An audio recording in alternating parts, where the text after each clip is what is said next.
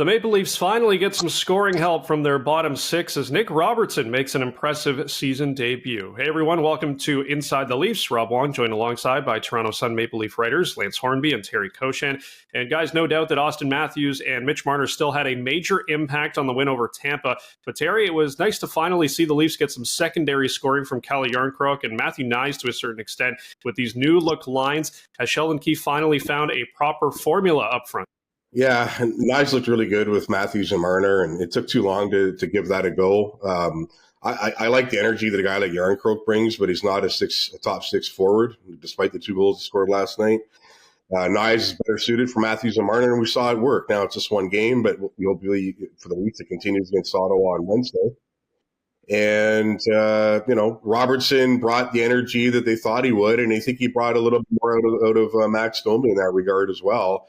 And, the group was good in the game, and then was rewarded early in the third period. So good signs for both, and positive signs for both those the line changes that Sheldon Keefe made. And, the team needs stability with that secondary scoring going forward. And let's see if what happened Monday night was a bit of a start to that.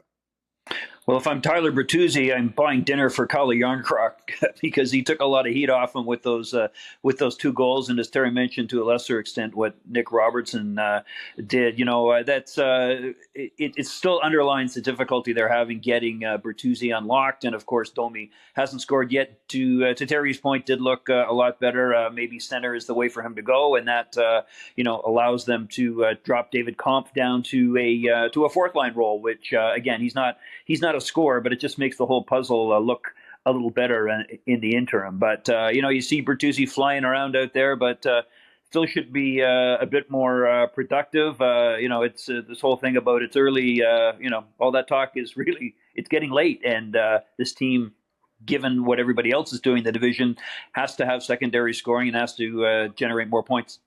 Yeah, Bertuzzi's being paid $5.5 million this year. This whole early thing, when you're getting paid that type of money, I think you're being dependent on to solve it pretty darn quickly, and he hasn't. Yes. Yeah, definitely has not been the case so far for Bertuzzi. You guys mentioned Nick Robertson, of course, and was really impressive in his first game with the Leafs last night. Lance, is he here to stay? And is it possible that maybe at some point he could work his way up the lineup if a guy like Tyler Bertuzzi continues to struggle? Well, you'd like to see that happen. We are talking about one of the most injury-cursed Maple Leafs I can remember in my 30-something years of covering the team, and you certainly don't wish any more on him and hope that it's not, this dark cloud that's followed him around. But, you had to like what you saw last night. 11 minutes, 34 seconds, 17 shifts. Only Ryan Reeves had less. A shot, a hit, a takeaway. He did a lot of things, brought some energy, and that's what he's doing down in the Marlies. He didn't play a lot after coming after the, I believe it was shoulder surgery, was his most recent injury. Didn't have a lot to do during the summer, but really started well on the farm. John Gruden, the coach down in the Marlies, has been very good for him. Had him playing 20 minutes in all situations, and you saw some of that reflected last night. Yeah, I think he's here to stay as long as he can avoid the injuries. That's been the issue in the past, right? I mean, that's what's derailed it all for him. Last year was a shoulder injury against LA in early December that ended his season. He's been through everything else, knee, concussion. Basically, any sort of ailment you could have on the ice, Robertson has suffered it, and that's been the impediment. The play hasn't been really. I mean, the games that he's played with the Leafs, you'd like to see him score a bit more, well, I suppose. But the fact is, I think it's about 32 games now. He has made his mark on offense. Whether they've been going in or not, the contributions have been there, and unless he gets hurt again, I don't see why you would send him back to the Marlies. I think he deserves or should get a really long go here with the Maple Leafs. Well, let's hope so. And again, too, it's a bit of a salary cap thing too. Remember that opening only came to him because of the Liljegren injury, which allowed the Leafs to be more flexible there. Well, we go from the positives to the maybe biggest negative of the game last night, Terry, and that was Ilya Samsonov, who was not good in this start. He now has a .855 save percentage on the season. Where do they go with him? Well, it's a good question. Sooner or later, will we see Martin Jones get a shot? Perhaps. I mean, they brought him in to be to provide some veteran stability. We'll see where that goes. But as far as Samsonov is playing, yeah, he looked better in Boston last week. But he was out of position last night. And look, few people are going to stop a Nikita Kucherov whip on a Tampa Bay power play. I mean, the puck, obviously it has to be on a stick for him to score, but it barely is. And Samsonov can't get across the crease to stop it. But the other goal, certainly the first one by Hedman, was pretty ugly. And, the longer this goes, the more you start thinking, well, it was last year an aberration for this guy.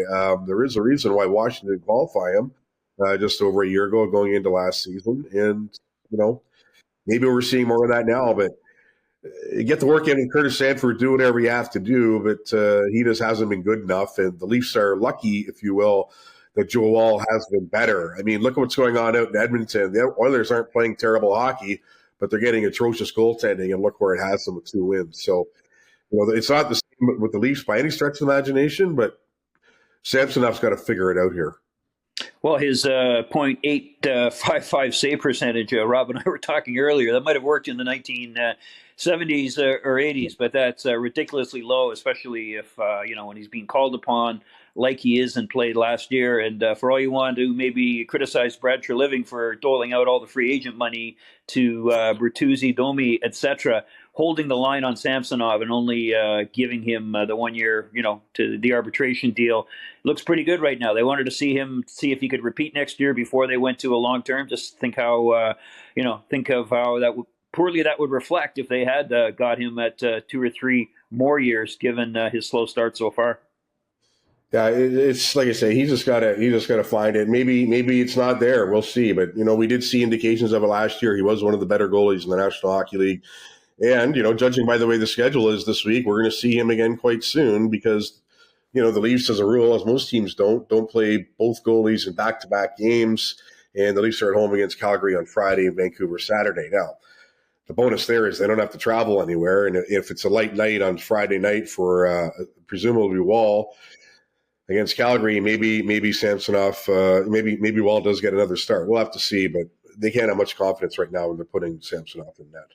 Yes. Yeah, luckily for the Leafs, we have seen Samsonov bounce back from these types of starts before, but as Terry mentioned, it'll have to be sooner rather than later. As always, leave your thoughts in the comments section below or send us an email at torontomapleleafs@postmedia.com. For Lance Hornby and Terry Koshan, I'm Rob Wong. Thanks for tuning in, and we'll talk to you next time.